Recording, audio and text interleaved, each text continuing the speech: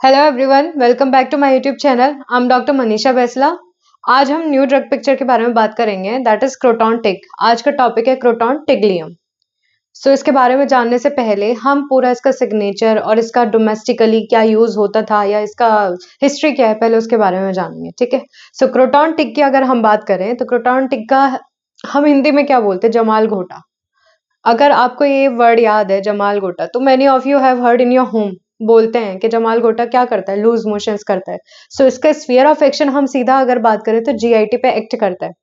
But this is about the general introduction. Mostly ये GIT के cases में, specially loose motions वगैरह के केसेस में ये यूज किया जाता है। ठीक है। या टू प्रोड्यूस, किसी को परेशान करने के लिए, ओके उसका ड्रिंक में, उसके खाने में लेट्स मिक्स क्रोटॉन टिक और ऐसे। तो प्रीवियसली ऐसी चीजें होती थी। तो क्रोटॉन टिक का जो मेन एक्शन है is over GIT and it produce, loose motion बोलेंगे या डायरिया बोलेंगे, प्रोड्यूस करता है।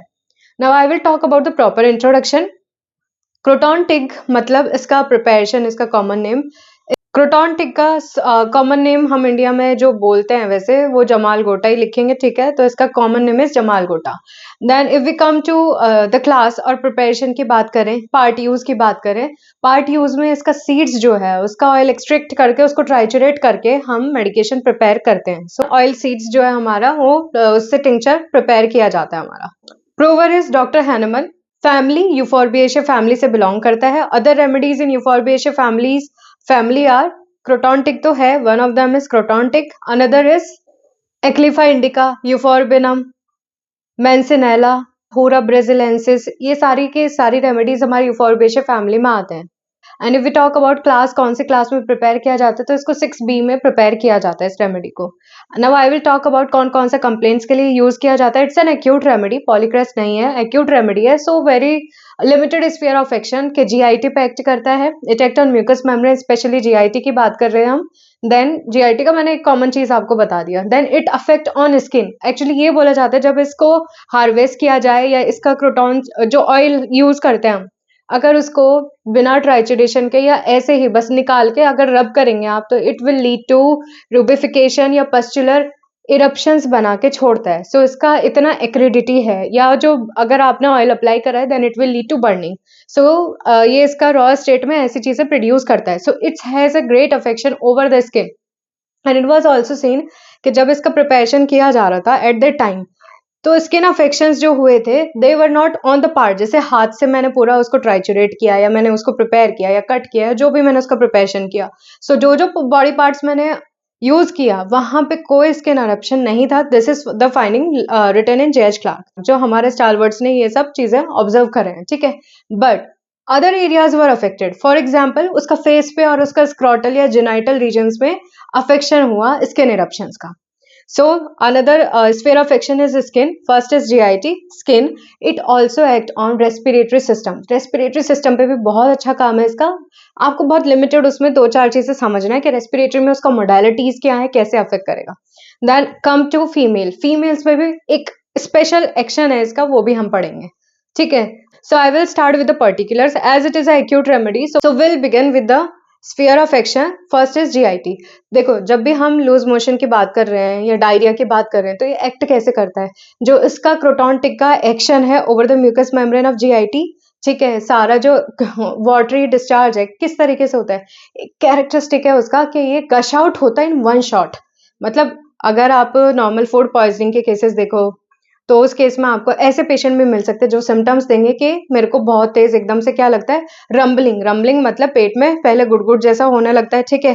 बिफोर, या दर्द भी हो सकता है। ये दोनों सिम्टम हमारे क्रोटॉन टिक में कवर अप होता है कि रंबलिंग बिफोर द स्टूल, और पेन भी हो सकता है, या कॉलिक बिफोर द स्टूल हो रहा है। ठीक है। And suddenly patient will run out, भागेंगे टू द क्लोजेट एंड जाके in one shot patient clear out हो कर देगा सारा। ठीक है। उसका लूज मोशन इतना है, वाटरी है, गशिंग है कि in one shot and with loud noise वो उसका क्लियर आउट हो जाएगा, एकदम से होगा। ठीक है।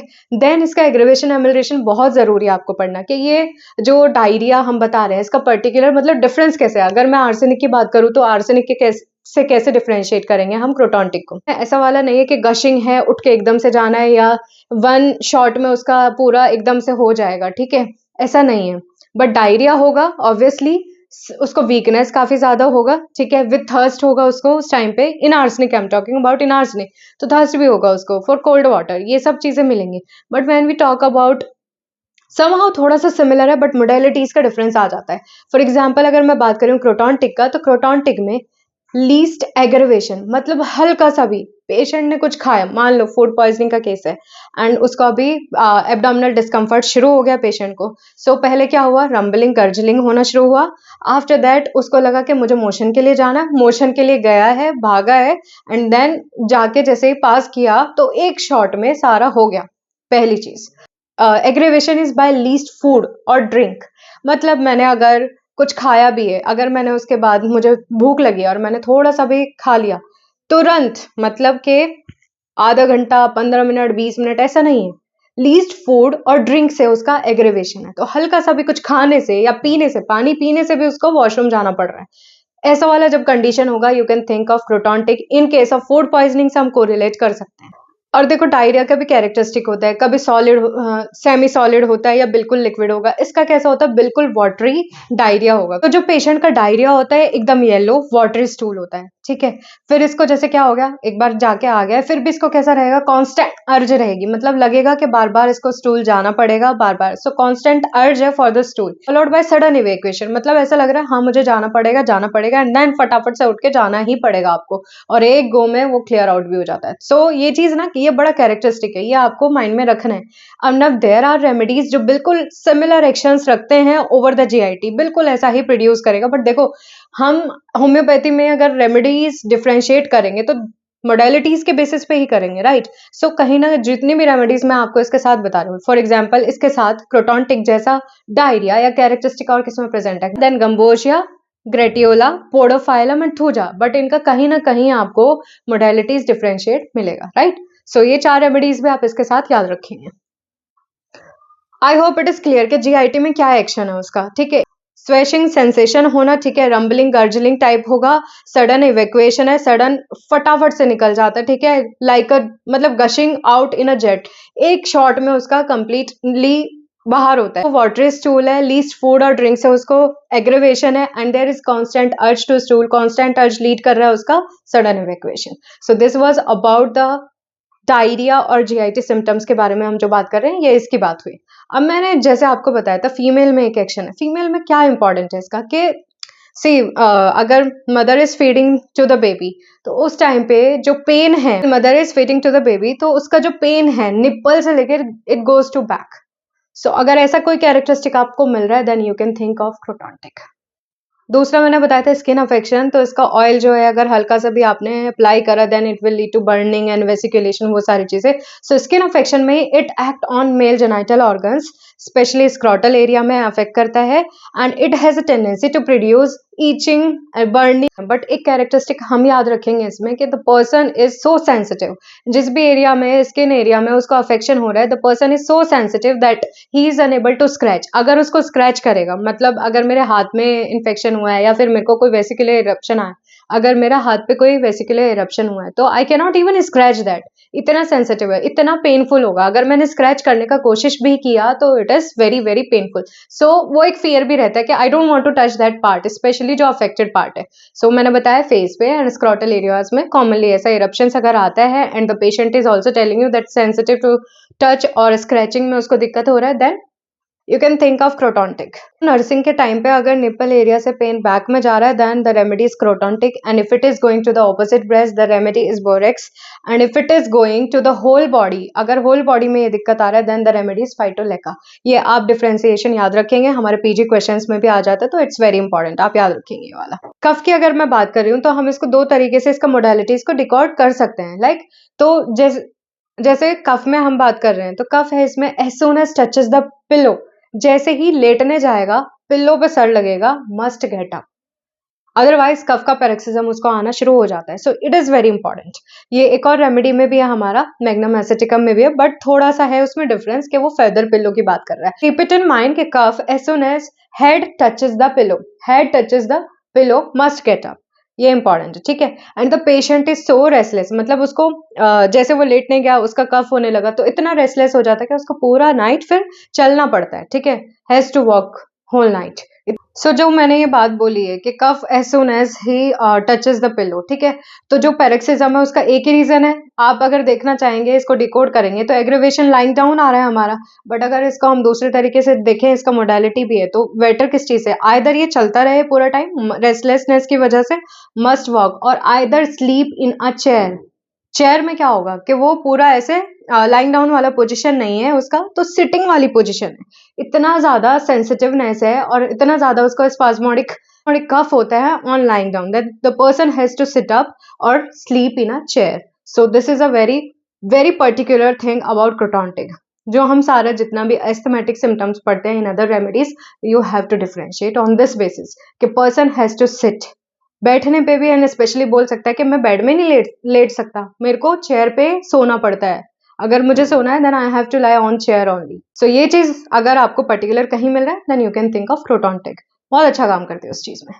स्किन की बात अगर हम करें तो मैंने आपको स्टार्टिंग में ही बताया कि हल्का सा ऑयल या इसका कांटेक्ट भी होता है तो क्या होता है, स्क्रैचिंग, बर्निंग पेन शुरू हो जाता है, ठीक है, बर्निंग पेन शुरू होगा या उस पार्ट का पस्टुलर इरप्शन आ जाएगा, रेडनेस बहुत ज्यादा हो जाएगी। सो वेसाइकल्स फॉर्मेशन हो सकता है उस पार्ट में। So the skin is very sensitive, remember this, skin is very sensitive. And जो भी कंप्लेन उसका हुआ है, मैंने मेल का बात करा तो उसमें बोला क्या सेंसिटिव है, कैन नॉट स्क्रैच, बट हल्का हल्का, बहुत ही हल्का इसको जेंटल रब करेगा तब जाके इसको आराम होगा। और जो इसका कैरेक्टरिस्टिक है कि वो एक्रिडिटी है, सोरनेस है, वो इतना ज्यादा मार्क है कि जो मैंने मेल वाले में आपको एक बताया इज अनेबल टू स्क्रैच, वो उसका सोरनेस की वजह से और सेंसिटिविटी की वजह से। Same goes with the skin, skin में भी कहीं इरप्शन होगा तो the person can not scratch that part, जैसे ना फटाफट खुजला लिया, वो वाली चीज नहीं है। If the patient has to rub that part specially, तो बहुत जेंटली करना पड़ेगा उसको, हल्का जेंटल रबिंग से इज ओके। एंड कफ का क्या था कि can not lie down, has to sit up, and especially अगर सोना है तो इन चेयर, पर्सन सिर्फ चेयर में ही सो सकता है। So keep it in mind. It can be use in case of eczema develop all over the body, ठीक है, और उसमें लेकिन हमारे मोडालिटीज मैच करने चाहिए। सो एक्जिमा के केसेस में भी आप यूज कर सकते हैं। अदर रेमेडी अगर हम इसके लिए सोचें तो रेस्टॉक्स भी दे सकते हैं वेसिकुलर इरप्शंस के लिए, राइट। और it also antidote rest poisoning, this is the importance. This is the remedy use for summer complain. देखो समर कंप्लेन में एक कॉमन चीज है डिहाइड्रेशन होना, तो डिहाइड्रेशन होना, फ्रूट्स वगैरह लिया, हो सकता है कोई फ्रूट सूट नहीं करा एंड आफ्टर दैट डायरिया हो गया। सो आफ्टर ईटिंग फ्रूट्स, अगर मैं इसके मोडालिटीज की बात करूँ तो मोडालिटीज इंक्लूड डायरिया। डायरिया में क्या क्या है, हल्के से मोशन से भी, एवरी मोशन एग्रेवेट करेगा, then little even a bite भी अगर आप खा रहे हो उससे भी दिक्कत है। So least food and drink, right. Fruits की वजह से, मेलन्स की वजह से, स्पेशली अगर वाटरमेलन वगैरह कुछ खाया है देन डायरिया हो रहा है, उसकी वजह से आपको अगर डायरिया हो रहा है then you can think of croton tig. So least motion, food, drink, fruits, melons, अगर ये सब यूज किया है then you can think of croton tig. उसकी वजह से डायरिया है तो क्रोटॉन नहीं है। And during summer complaints also, right, for summer complaints के लिए भी अगर हो रहा है तो आप सोच सकते हैं। सो ये जो मोडालिटीज मैंने आपको बताए थे ये तो हमारे डायरिया रिलेटेड हो गए। दूसरा और भी मोडालिटीज इंक्लूड कर सकते हैं कि एग्रेवेशन नाइट से है, एग्रेवेशन स्क्रैचिंग से है, टचिंग द पार्ट से, ठीक है, क्योंकि नाइट में मैंने बोला कफ में the person can not lie down on a pillow, जैसे उसका हेड टच होगा देन एग्रेवेशन स्टार्ट होगा and the person become restless, पूरा रूम में ऐसे घूमता रहेगा या फिर sleep in a chair. This is the importance. So इतना अगर आपको पता है then you can prescribe this remedy clinically अच्छे से। So it is an acute remedy, इसीलिए इसका छोटा सा जस्ट मैंने आपको बता दिया है कि it act on female organs पे एक्ट करता है, स्किन पे एक्ट करता है, हमारा रेस्पिरेटरी पे एक्ट करता है, जीआईटी पे एक्ट करता है। बट मोस्टली जितना मैंने अपने भी पर्सनल एक्सपीरियंस की बात करें तो मैंने मोस्टली इसको specially in case of GIT दिया and it works really well. So this was all about Croton Tick and I hope you like it and you learn from it, and let's meet in the next video. Thank you for your patience listening, and if you like my video please share and subscribe.